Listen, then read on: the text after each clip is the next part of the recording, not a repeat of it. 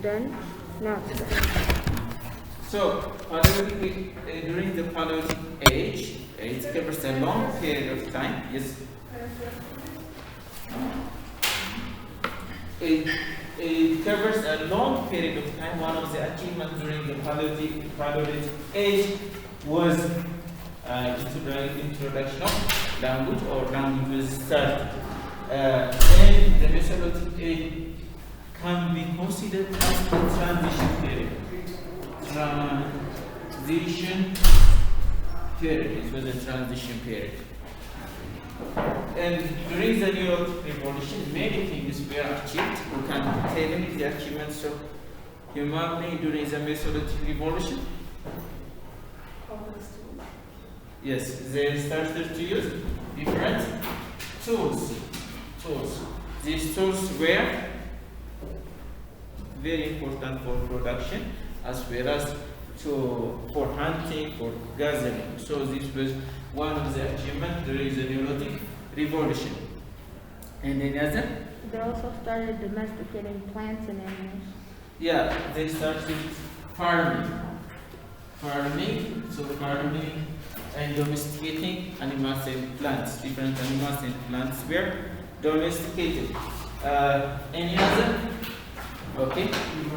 Humans started food production.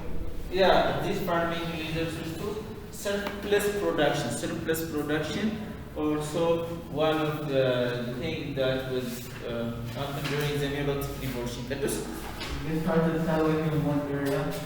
They started to settle in one area. Yeah, settlements. So permanent settlement was introduced. Permanent settlement was started. These were the achievements during the Neolithic Revolution. So today we will start a new lesson. This new lesson is about theory of emergency of state. Theory of emergence of states. Okay. What's theory? Okay. Accreditation. Approved philosophy. Approved philosophy. Some fact. Okay, anyway, theory refers to some speculation plus evidence. Some speculation plus evidence. For example, when we talk about evolution theory, the scientists speculate to some extent, and also they do have findings based on their findings. They speculate and they make a theory. So, theory of emergency of state also the same theory, which is associated with some numeric and some factors and some speculation. So, human societies did exist in some more forms before states were existed. Before the existence of states, human societies in some forms they were existed. They may be in a clan form, they may be in a tribe form, they may be a group of people they live together. We cannot consider this as a state. A state, to be a state, certain things need to be fulfilled. Those certain things, we can say the criteria to be, or to say this is a state. There must be three criteria need to be fulfilled. What are the three criteria? Okay. A large group of people. The first one is there must be large group of people. Large group of people. A classroom cannot be a state, right? A group of like 100 to 200 people cannot be a state. Rather, we can consider it as a community or a group or none.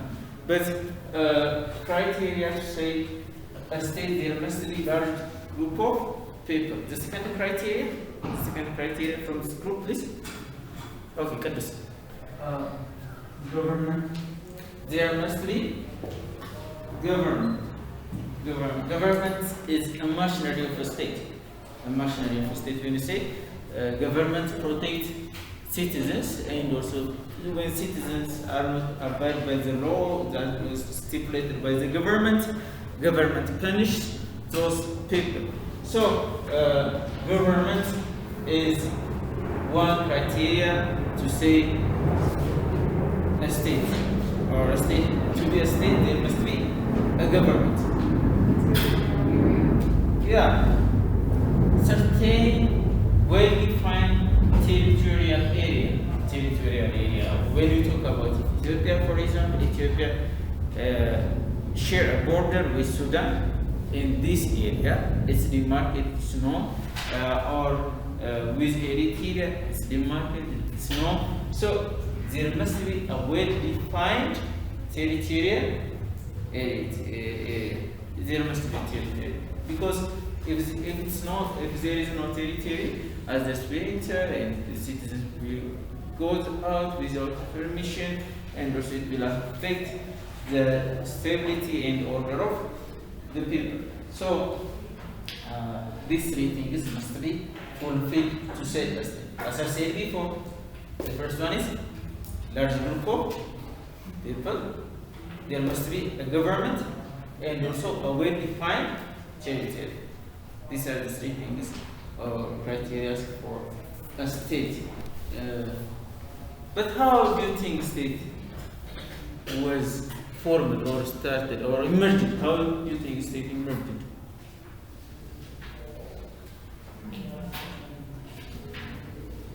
Okay. Because of religion. There are some theories. Among the theories, the first is that religion is a factor for the emergence of state. Others are religion. I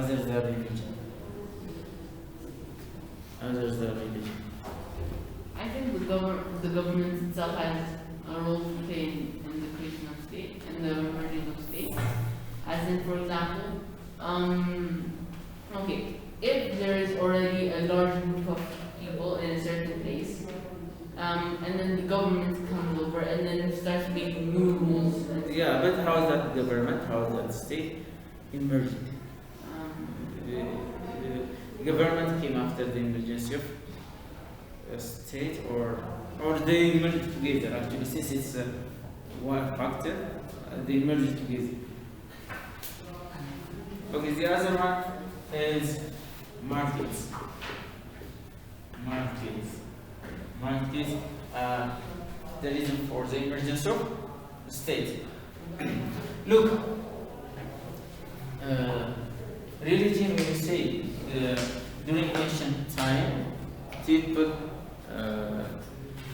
started to worship when they were in caves. They started to worship when they were in caves. So religion was introduced when people were even living in caves. So priests started to hold power. Priests became stronger because it's believed that they heal the sick, and also it's believed that they have knowledge regarding many things. So it paves a way for the emergence of the state, because those priests, after some time, they became a leader of that group or that community. So they have lots of duties. Priests perform fertility prayers and healing sick people. And also they collect tributes. They collect tributes for the temples. These were their duties. And so they become wealthy, and those wealthy priests became a leader for the state. So this is how the state emerged. And those states were named. You can't tell me the name of those states which are emerged because of religion, they have their own name. Who can't tell? There is a specific name. Theocratic states. Theocratic states. Theocratic states. So it means a state which is ruled or led by a priest. So they were called theocratic states. The other one is the other reason was markets. How do you think markets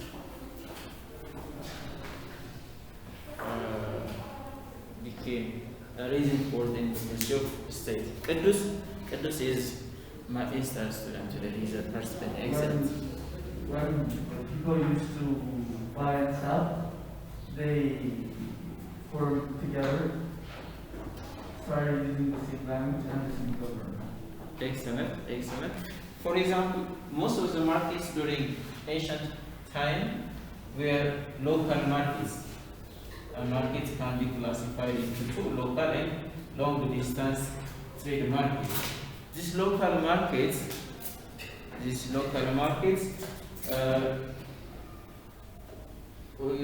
people who are in the same area have the same item in a fixed days. It could be on Saturday. They come together, they buy and sell different items. Among those people, there might be one strong person who collect taxes, or that person became in long run a chief. That chief started to collect and became a king and started to rule that area, and the state can be emerged in that way. So these are the two ways of the emergence of state. So village chiefs gradually replaced priests. Priests replaced by chieftains, those village chiefs. Village chiefs. These are how state emerged. Any question? Unclear idea maybe? Okay.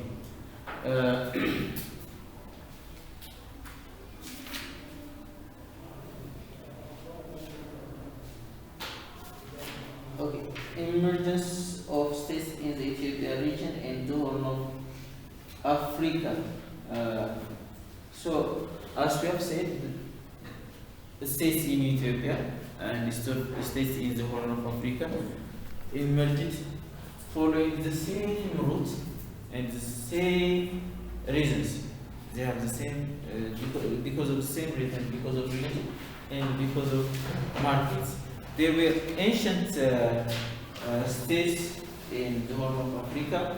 Among those ancient states, the first one is Punt. The other one is Diamond.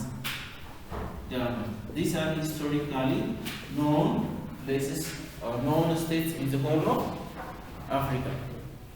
Historically known states or places in the Horn of Africa. But the exact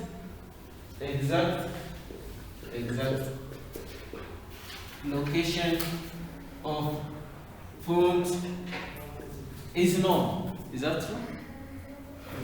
No. The exact location of Punt was known. No. It's not known. Unknown. It's not unknown. But it's believed that it includes countries, the currently Ethiopia, Somali, and Eritrea. These countries were under the territory of the kingdom of under Punt, the state of Punt. Under the state of Punt. Here, Eritrea, Somali, and Ethiopia are Horn of African countries.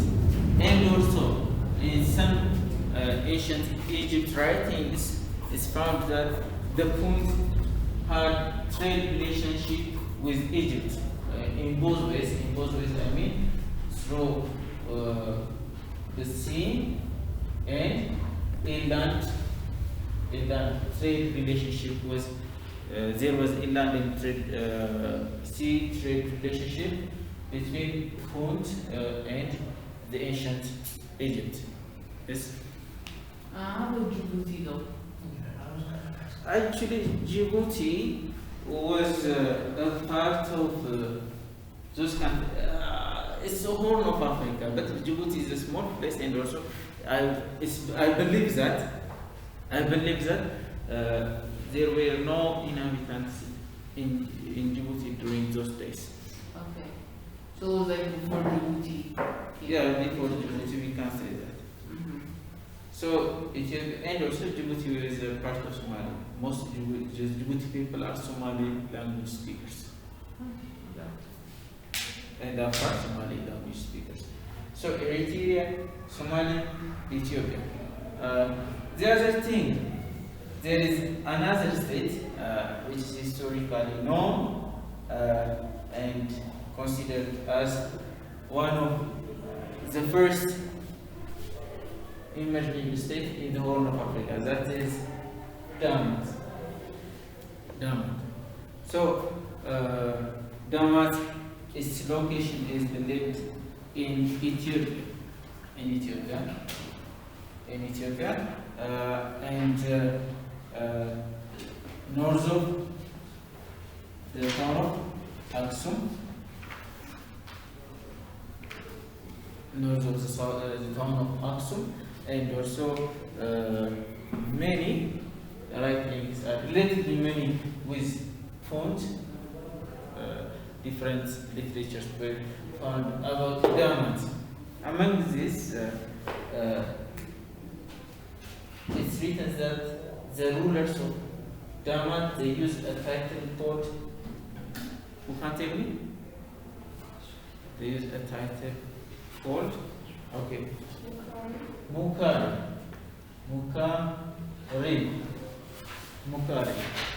A title called Mukari. It's a political and religious title for Saudi Arabian leaders.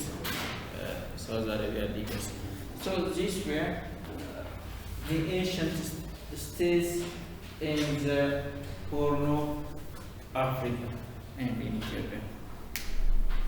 Okay, is it clear, students? Okay. So let me give you some question and notes. Let's see. So let's see.